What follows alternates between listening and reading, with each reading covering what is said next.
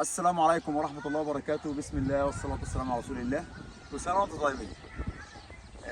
احنا ان شاء الله بإذن الله نزرع النهارده فاصوليا ناشفة العروة الشتوي، يعني أول العروة الشتوي.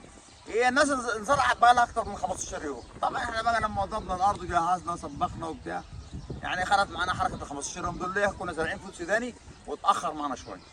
طيب الفاصوليا لما بتيجي تنزرع احنا بنروج الأرض الأول، بنحيي الأرض زي ما انتم شايفين كده.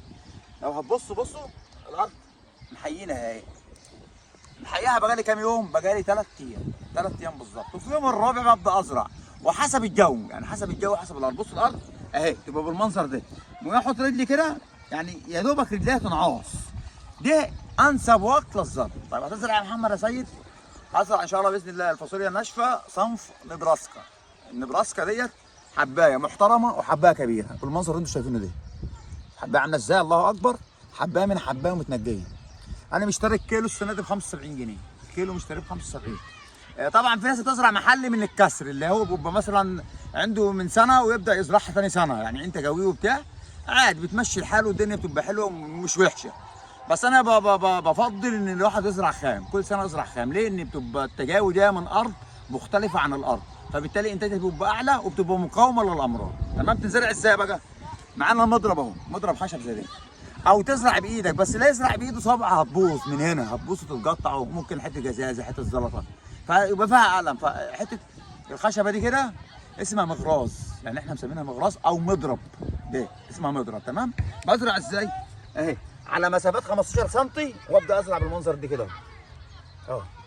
بزرع من ناحيتين، وبزرع في العالي، ولو خط عريض زي اللي معايا دوت بزرع في النص، يعني باخدها 3 صفوف. لو الخط عريض زي كده اهو، على مسافات تاني 15 سم اهي. بصوا المسافه ديت بالظبط اهي اهي.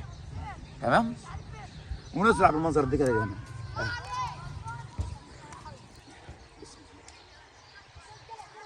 طبعا الخط ده عريض فلازم اديله كل شويه في النص كده ايه، حبايه كده تنزرع. بتطلع على كام يوم؟ يعني هو على الوضع اللي انا بزرع فيه دوت بتطلع على بعد 15 يوم ايه؟ 6 ايام بالظبط. اليوم السابع تلاقي الفاصوليا دي طلعت.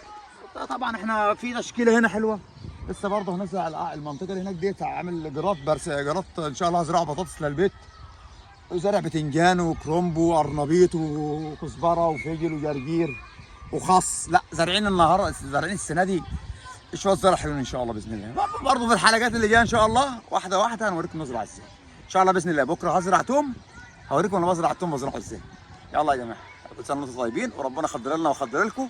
والسلام عليكم ورحمه الله وبركاته.